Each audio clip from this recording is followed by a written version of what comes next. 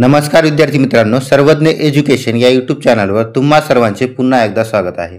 आपण जीएमसी छत्रपती संभाजीनगर भरती 2025 साठी प्रीवियस इयर क्वेश्चन पेपरच्या अनालिसिसची सीरीज सुरू केली आहे, ज्यामध्ये आपण जीएमसी भरती नांदेड 2025 मध्ये विचारण्यात आलेल्या सर्व जीएमसीच्या क्वेश्चन पेपरचे अनालिसिस पाहणार आहोत। या अगोदर आपण 2 पार्ट अपलोड केले आहेत। आजचा तिसरा पार्ट आहे। जर तुम्ही चॅनलवर नवीन असाल तर चॅनलला सबस्क्राइब करा। आजच्या व्हिडिओमध्ये आपण जीकेच्या प्रश्नाचे विश्लेषण पाहणार आहोत। तर व्हिडिओला सुरुवात करूया। यामध्ये सेक्शन 1 नवीन पॅटर्न नुसार क्वेश्चन पेपर हा 4 सेक्शन मध्ये डिवाइड केला आहे, ज्यामध्ये पहिल्या सेक्शन मध्ये 6 क्वेश्चन, दुसऱ्यामध्ये 6, तिसऱ्यामध्ये 7 आणि चौथ्यामध्ये 6 अशा प्रकारे एकूण जीकेचे 25 प्रश्न विचारण्यात आले आहेत। तर सुरुवात करूया। पहिला प्रश्न, मे 2025 पर्यंत कोणत्या संघाने सर्वाधिक वेळा संतोष ट्रॉफी जिंकली?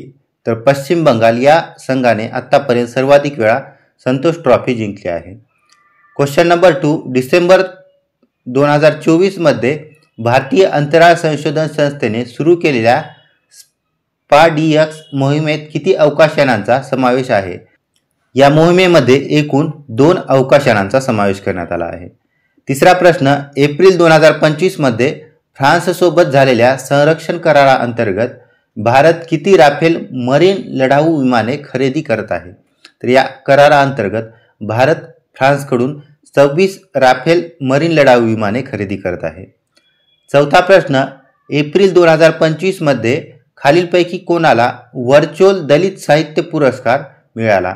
तर दलित साहित्य पुरस्कार हा पी शिवकामी यांना मिळाला। पाचवा प्रश्न, 2025 ची आर्मी कमांडर्स परिषद कुठे आयोजित करण्यात आली होती? तर ही परिषद नवी दिल्ली येथे आयोजित करण्यात आली। सहावा प्रश्न, 2024 च्या भ्रष्टाचार धारणा निर्देशांकामध्ये भारताचा क्रमांक कितवा आहे? तर या निर्देशांकामध्ये भारताचा 96वा क्रमांक आहे। सेक्शन 2 यामध्ये पण 6 क्वेश्चन असतील। पहिला क्वेश्चन, खालीलपैकी कोणता प्रदेश पश्चिम घाटाच्या सावलीत आहे, ज्यामुळे तिथे पाऊस कमी पडतो? तर मराठवाडा हा पश्चिम घाटाच्या सावलीत येतो आणि येथे सर्वात कमी पाऊस पडतो। दुसरा question, Nagpur Mumbai super communication एक्सप्रेसवेचे नाव काय आहे? तर या एक्सप्रेसवेचे नाव समृद्धी महामार्ग असे आहे। तिसरा question, multi modal international cargo hub and airport मिहान प्रकल्प खालीलपैकी कोणत्या शहरात आहे? तर मिहान हा प्रकल्प नागपूर या शहरामध्ये स्थित आहे। चौथा प्रश्न, स्वतंत्र सैनिक विष्णू गणेश पिंगळे कोणत्या क्रांतिकारी गटाचे सदस्य होते? तर हे गदर पार्टीचे सदस्य होते। त्यानंतर राष्ट्रीय काँग्रेसची स्थापना ही 1885 रोजी झाली। याच्या पहिल्या अधिवेशनाचे अध्यक्ष हे उमेशचंद्र बॅनर्जी होते। पाचवा प्रश्न, वर्धा आणि वैनगंगा नद्या विलीन होऊन खालीलपैकी कोणती प्रमुख नदी तयार होते? तर या 2 नद्यांच्या एकत्रीकरणातून प्राणहिता ही नदी तयार होते। 6वा प्रश्न, इसवी सनाच्या 4थ्या शतकात नागपूर प्रदेशावर कोणत्या राजघराण्याचे शासन होते असे मानले जाते? तर इसवी सनाच्या 4थ्या शतकात नागपूर प्रदेशावर वाकाटक राजघराण्याचे शासन होते। त्यानंतर सेक्शन 3 या सेक्शनमध्ये एकूण जीकेचे 7 प्रश्न विचारण्यात आले आहेत। टीओआय नुसार 2025 मध्ये सुरू झाल्यानंतर नागपूरच्या 197 कोटीच्या इंटेलिजंट ट्रॅफिक सिस्टीम समोरील सर्वात मोठे आव्हान कोणते आहे?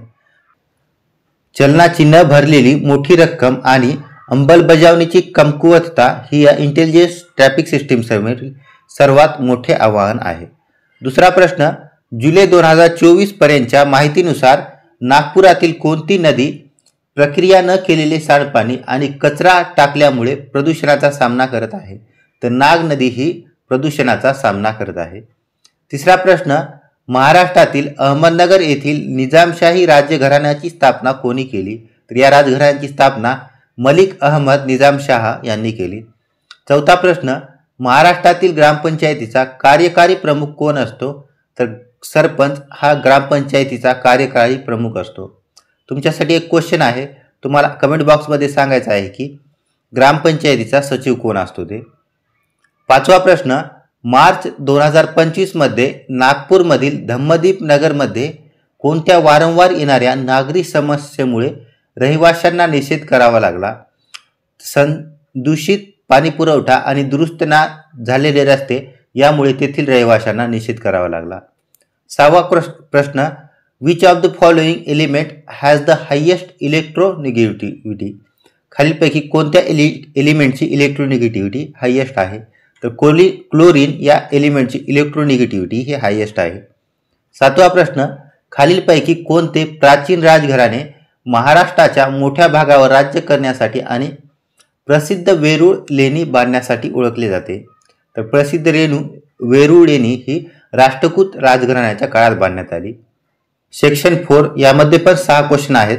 क्वेश्चन नंबर 1, राज्यस्तरीय मंत्रिमंडळातील मंत्र्यांची निवड कोणत्या तत्वानुसार केली जाते? तर या मंत्र्याची निवड विधानसभेतील बहुमताच्या पाठिंबा या तत्वानुसार केली जाते.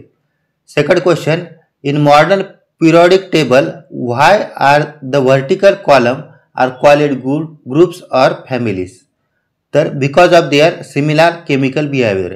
त्यांच्या सिमिलर केमिकल बिहेवियरमुळे या एलिमेंटला फॅमिलीज असे म्हटले जाते. तिसरा प्रश्न, भारत सरकार कायदा 1935ने प्रथमच खालीलपैकी कोणती वैशिष्ट्ये सादर केली? या कायद्यानुसार प्रथमच केंद्रीय पातळीवरील द्विदल राज्य पद्धती लागू करण्यात आली. चौथा प्रश्न, खालीलपैकी कोणत्या वर्षी भारतात द्रोणाचार्य पुरस्काराची सुरुवात झाली होती? तर 1985 मध्ये भारतात द्रोणाचार्य पुरस्काराची सुरुवात झाली. 5वा प्रश्न, सार्वजनिक सेवा बाबीशी संबंधित वादांचे जलद निराकरण करण्यासाठी प्रशासकीय न्यायाधिकरण स्थापन करण्याची तरतूद कोणत्या घटनादुरुस्ती अंतर्गत करण्यात आली? तर अशी तरतूद 42व्या घटनादुरुस्ती अंतर्गत करण्यात आली. त्यानंतर 73वी घटनादुरुस्ती, या घटनादुरुस्तीनुसार पंचायती राज संस्थांना घटनात्मक दर्जा देण्यात आला. 52वी घटनादुरुस्तीनुसार पक्षांतर बंदी हा कायदा करण्यात आला. 6वा प्रश्न, भारतीय संविधानाच्या 9व्या अनुसूचीमध्ये प्रामुख्याने पुढील गोष्टींचा समावेश करण्यात आला आहे? तर 9व्या अनुसूचीमध्ये न्यायिक पुनर्विलोकन पासून जमीन सुधारणा कायद्याचे संरक्षण या गोष्टींचा समावेश करण्यात आला. अशाच प्रकारचे व्हिडिओ पाहण्यासाठी चॅनलला सबस्क्राईब करा आणि व्हिडिओला लाईक करा. या सेशनच्या PDF साठी सर्वज्ञ एज्युकेशन या टेलिग्राम चॅनलला जॉईन करा.